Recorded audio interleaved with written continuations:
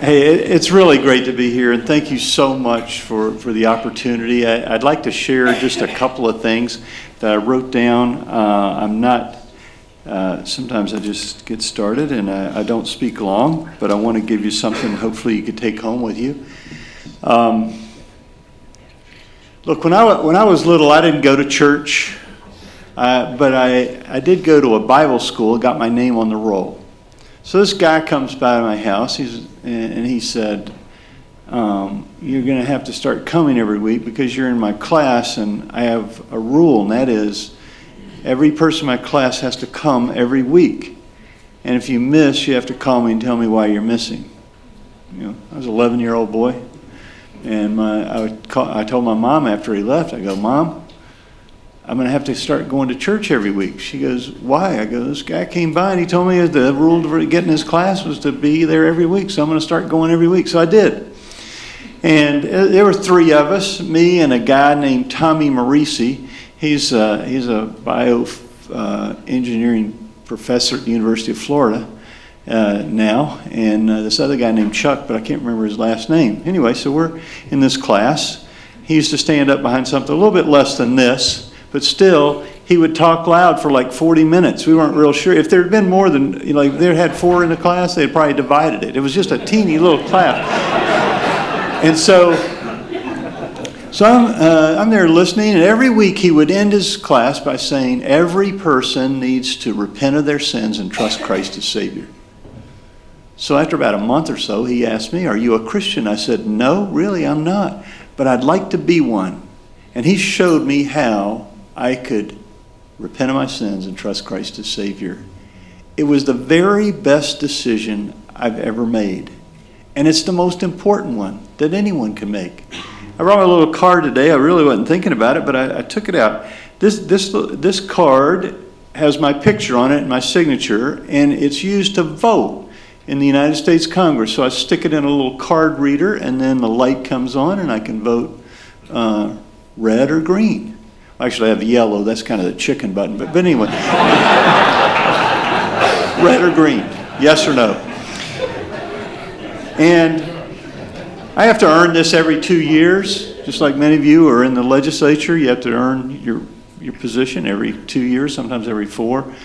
And this card has been used to make decisions that affect not just the United States of America, but probably the survival of our country and the safety of the entire world in one way or another.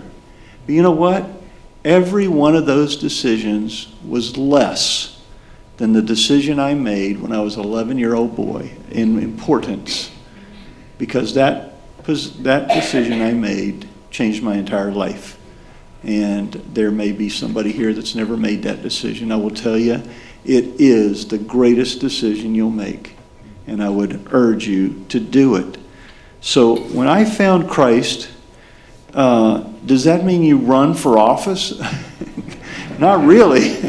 I did not prepare to run for office. I went to Georgia Tech and got an electrical engineering degree, and I came back to use everything I had in the left side of my brain to make our business as good as I possibly could.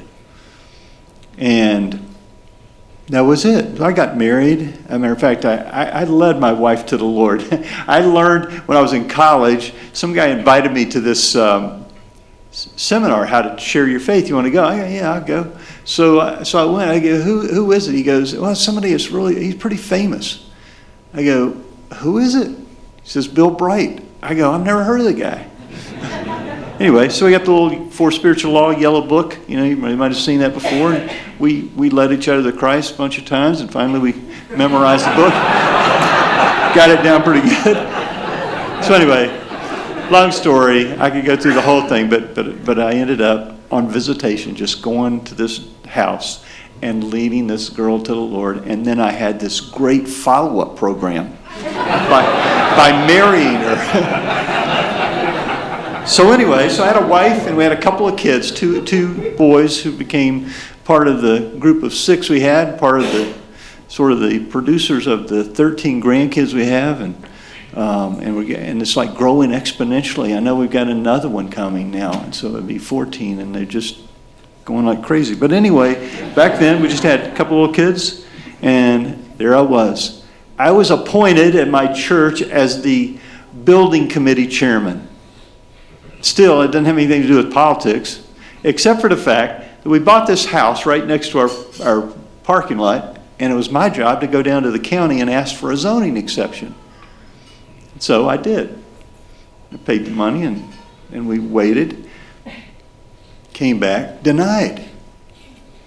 And so I asked, why did you deny it? Adverse to public policy. I go, adverse to public policy? I was politically naive. I go, this is the United States of America. How could that be adverse to public policy? So I asked this question. This was, I think, in 1979. I asked this question, who sets public policy? Somebody said the Florida legislature. I said, okay, I'm running for the Florida legislature, the Florida House. I'd never seen the Capitol. I've never been to Tallahassee before. I didn't even know when they met. But I knew if that's where they made public policy, this was crummy public policy, and I was going to go there and try to change it. So I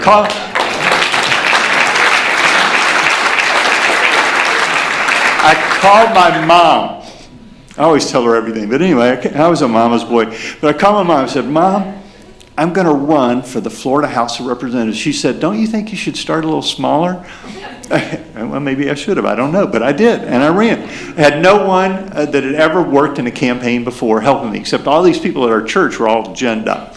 And that was in a little area called Pine Hills. And it was the First Baptist Church of Pine Hills. And so everything I did, I went to high school in Pine Hills. I grew up there. I lived in Pine Hills. It's just my life. And so we set out on this course, and we went door to door and did all kinds of things. Had to run county-wide back then. And so I did. And somebody gave me a little book. It's called In the Spirit of 76. Well, just know, I qualified 2 hours before the deadline. And the book, the first chapter, was the extra early start. Well, so I flip on over. I get to chapter 9, the fast finish. I go, there it is. That's it. We're going to do the fast finish, which we did. And we just walked and passed out literature and a whole lot of reasons why I did that. But the point is, the book said you should have a victory party. So there's some friends of ours lived in Pine Hills.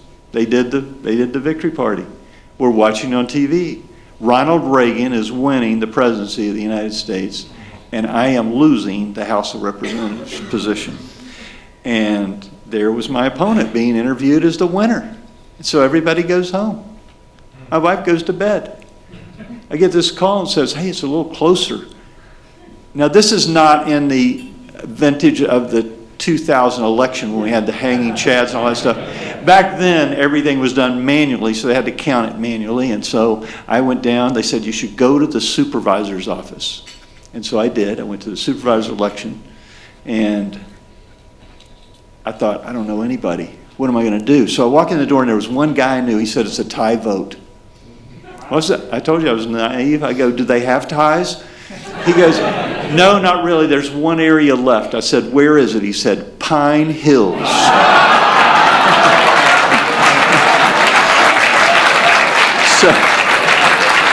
So anyway, next day the Orlando Sentinel printed that I'd lost too, but I won.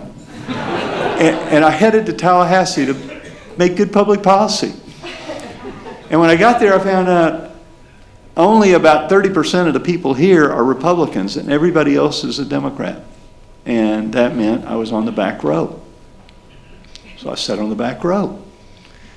And only 20% of the Senate was Republican, so it wasn't really. And you know what I did? I dreamed. First of all, I read the rule book, so I'd know them better than anybody, rules. And then I dreamed of being Speaker of the House. Because I thought, as I watched, I saw something that really disturbed me. And that was the fact that things were all based on power. So for some of you legislators, this might click for you, but there's only two ways you can run a legislative body, either by power or principle. But they can't coexist. And if you don't remember anything else I say, other than that one thing, just know power and principle cannot work together. It's either one or the other. So I watched and I thought, the only way I'm going to be speaker is to be the minority leader. But as I saw, this is what happened. I'm going to give you so I became the minority leader for 3 years. And I'm going to give you the last week before I became speaker, which was no different than every single last week of session that I experienced in my entire career. It's all the same. There was an exponential train wreck at the end, which was the last day. It was planned. It was all purposeful. So here's what happened. Every year, we would start the last day of the session early in the morning, and we would work till noon, and then they had lunch in the back. Every single year, it was pizza. Every year. For 16 years. I learned, don't eat the pizza. You'll figure out why when I get to, so you work till 6 o'clock, and there's a meal in the back. Every single year, it was either barbecue or meatloaf. It's all planned. Then you get to midnight. You've worked all day long, and the big bills come out after midnight. Think of what you would be like if you ate pizza, barbecue, and meatloaf. If you worked 18 hours, you're just ready to vote. So on that last night, the year before I became speaker, here's what happened. We passed the appropriation bill. We created a new Department of Health, dismantled the Department of Commerce, rewrote the welfare laws. Thousands of pages of bills. No one, except just a few people at the top of a pyramid of power, even knew what was in those bills. And what do? When they only spend, there's no debate, no discussion, the chairman stands up and says, good bill. And so in 15 minutes, we passed all those pieces of legislation. And then you go home. 6 weeks later, 6 months later, you find out there were fee increases, tax increases. One year we passed scholarships for prisoners. It was all in those bills. Did anybody know? Yeah. A few people at the top of the pyramid of power. So what I knew what had to happen. If I ever became speaker, we had to push down that pyramid of power, spread out the base, so every member had an opportunity to be a part of the legislative body. And we would have to take up the most important issues first, not last. So, lo and behold, that day came. I won the speakership by one vote. One vote. And I just said, we're going to be different. This is going to be different. We're going to end no meetings after 6 o'clock. Everything is going to be done in the daylight. Everything's going to be done on a schedule that every single person, public and member of the legislature, knew. And we're going to have plenty of time for amendments and debate and discussion. And we're going to take up the most important issues first. Now, why did we do that? Because we wanted to have a member-driven, principle-based legislature, not a power broker legislature, where it's run on fear and perception and power. And you know what? After the years after that, I found out, I know for sure now, that I would go to legislative bodies and I would tell them just what I told you. And they go, how did you know that's the way we ran ours? Because it's either one or the other. It can't be run any other way. So, when we started taking up the most important issues first, the staff is telling me, you can't take up the appropriation bill right away. You'll lose control of your members. I said, who said I wanted to control our members? I want to have a process that's open and honest with the people, and every person gets an opportunity. So we did that, and we worked to the last day, and instead of having on the last day, which is really, we had 150 bills in the olden days, and the reason that's called the weapons of mass distraction. It's to keep you from knowing what really is going on in the back room, in the speaker's office, and other places. So we had 3 bills on the calendar the last day, and then some messages coming back from the Senate. We had already done the appropriation bill. And nobody really believed that we could ever adjourn at 6 o'clock. So the town of Tallahassee showed up to see if it would happen. And all these people, all these naysayers. But at 5:59 on the last day of session, I had the sergeant all prepared to open the doors. Because when you open the doors, they knew it was going to happen. It was going to close down. And people went, oh, they're going to do it. They're going to end session with all the business done. And so they did. The Senate, now I didn't know this because I was on the back row for 16 years, fat, dumb, and happy. But when the Senate doors opened, I could see the leader of the Senate and myself together. We raised our gavels and boom, hit them down, and the clock flipped to 6 o'clock. Now, I think the clerk did that. I don't know. I think he made sure it just went right at the right time. And here's what happened. Every member, Republican, Democrat, leaped to their feet with their arms in the air and cheered. Now, they weren't cheering for me. They weren't cheering for the leader of the Senate. They were cheering because this 122-year reign of terror based on power was dead. And a new era of principle had arisen. And it was just amazing.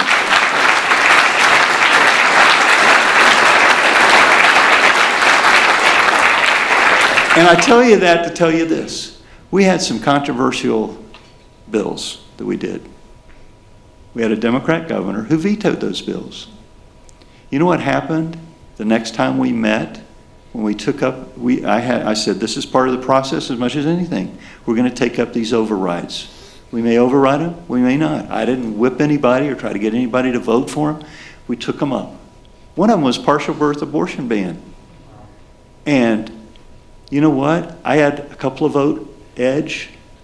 Every one of those passed by more than 2/3 vote. We overrode the governor on every single bill, including that one. And it was more votes than we had on the underlying bill when we took it up originally. You know why?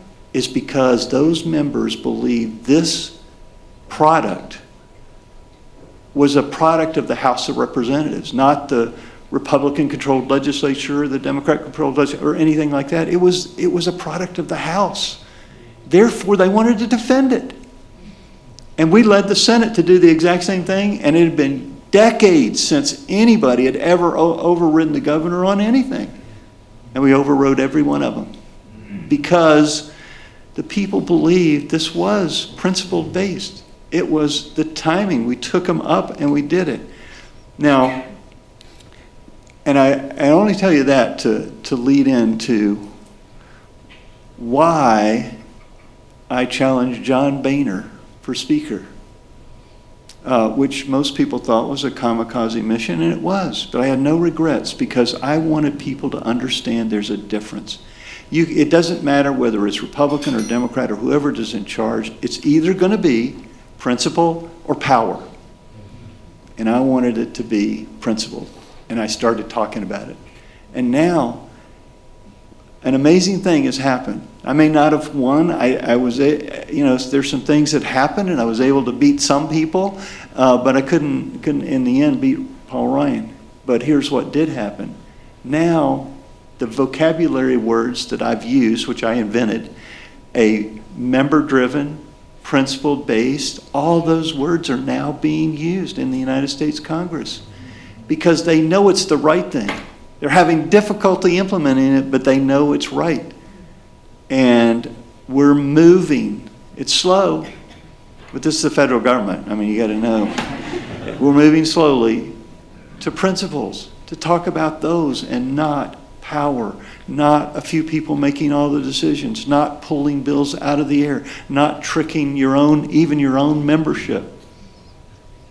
And that to me is the picture of where we ought to be. Now, I'm telling you that because many of you are members of the legislature, thinking about running for the legislature, and you're there, and you might see these things. Trust me, there is no compromise. It's either one or the other, power or principle, and I vote for principle. Now, I'd like to leave you with just a couple of things. And that's this. There have been 3 principles that I've used that have benefited me, and I'd like to offer them to you tonight. One is, I would plead with you to learn the value of time. There is the tyranny, especially within the legislative process, there is the tyranny of the urgent. But that's not what is urgent. And so time is measured in 24 units. You know, gold, I think is pretty interesting that it also is measured in 24 units. 24 carats being the purest. I wake up every morning and I tell myself before I ever get out of bed, today is July 28th, 2016. I will never, ever live this day again. Once it's gone, it's gone. I can't buy it back. I can't beg for it to come back. It's finished. And so what we do with our time and energy, just like these men that have been honored, they were honored because they took the time that they had and they applied it to something that was very, very important. And they dedicated themselves. And so they were honored for that. It should be, because time is so, so valuable. You think, well, it's not all that much. You know, the Queen of England said one time, everything I have for one more moment in time. So time is valuable. Learn the value of that. Secondly, I tell you, learn the value of reading the Bible. I don't know where you get your advice, but I'm telling you, the Bible is important. I read through the Bible every year. And I read Psalms and Proverbs through every month. And I do that because that's where wisdom is. That's where knowledge is. That's where understanding is. You want to know about the political people? Read Proverbs. You can learn about fools. You can learn about wise people. You can learn about sluggards and slothful people. Every kind of person you'll run into is understood there, and you can figure out how you ought to treat them or how you ought to deal with them. So I would say, and wisdom is called in the Bible the principal thing. Get wisdom. Where do we get it? We get it there. Read the Bible. I tell most graduates that principle. And then I get into sort of this unanswered discussion of where do you get your advice? Think of this. Solomon was the wisest, richest, wealthiest political leader ever. There's no one that has topped him. And he had the wealthiest country ever. And so that kingdom was lost by his son. His son came to power, and the minority leader came to see him and said, look, we will serve you if you'll just lighten up. Your dad did all these projects and he built everything, and we just want you to lighten up a little bit. Okay, come back in 3 days and I'll answer you. So during that 3 days, he asked the people that had been around his father, all the men that had heard the wisdom of his father, and he said, what would you do? And they said, lighten up. That's our advice. Then he went to his peers. And he said, what would you do? And they said, you go out and tell him that your little pinky is going to be stronger than your father's thigh. That's what you go tell him. Okay, so they came back. And he told them that. You know what they said? What do we got to do with you? And they left, all 10 tribes, gone, never to be rejoined as a country again. Never. So, the wealthiest country, the most prosperous country ever in history, was lost by bad advice. So, the question is, where do you get your advice? I would say read the Bible. That's where the advice is. That's where, and we think, well, I can get by with today not reading it. I promise you, you can't. If you're too busy, drop something else. There's nothing more important than that, learning the value of reading the Bible. And then lastly, learn the value of listening. Look, we love, in my business, microphones.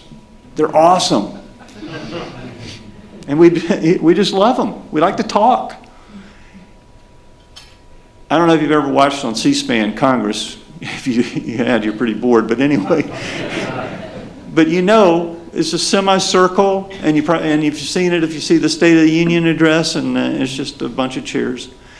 Most of the debates that take place, there is no one in that room except somebody presiding and a few staff people. You know what? We still like to talk. We just get up and talk, and there's nobody to even talk to. That's really a hard audience, but they just get up and start giving these speeches and talking. But you want the key of life? That is listening. The people you listen to will be the key to your success. And you'll never know how, which is the cousin of listening, to serve people unless you listen to them and find out what their needs are. And in the end, wasn't it Jesus that said, "He that to be greatest among you, let him be servant of all"? I mean, they got in a big fight at the Last Supper about who was going to be the greatest. And if you read the definition of what Jesus said about the kings of the Gentiles, that's the leadership in legislative bodies. They pass out favors, and then they get loyalties for it. So they give a chairmanship or a parking place or an office. You say, grown-ups would actually do that? Yeah, they do. Happens. And then they get the loyalty. But he said, you can't be that way. You've got to go out and serve people. Well, how do we serve people? We listen to them. And the more you listen, the more you know, the more you know, the more you can serve.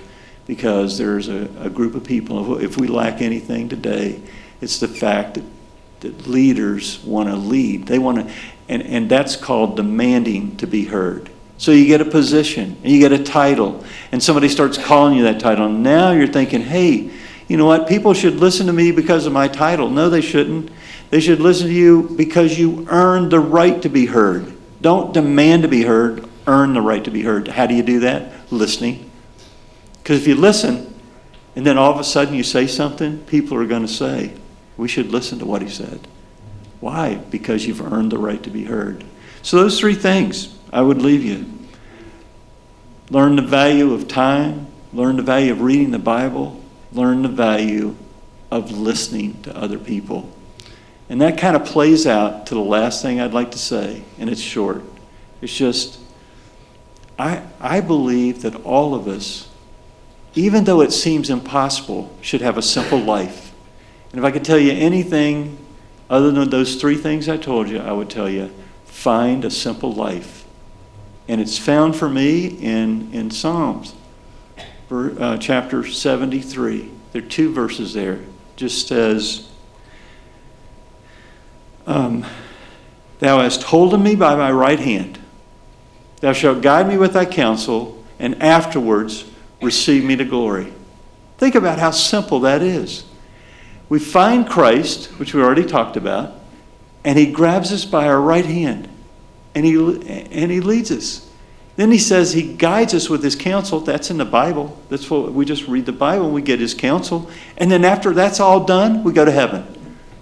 That's a simple life. That's the life that I want to live. And we make it so complex. And we do live in a complex world. And there's so many things going on around us and so many pressures, especially for those that are elected. And it just seems like it's all resting on you. But I'm telling you, in all of this, after you do those three things I just talked about, seek, beg for, and do a simple life. If you do that, all the things that you think you need to worry about go away. And when you do that, things that you know God has done will happen. And I think that's the key. So God gets all the glory, all the praise, and we have this position, and we use it to the benefit of Him and the people we serve.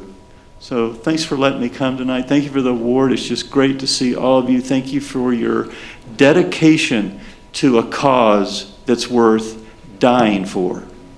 Great to be here.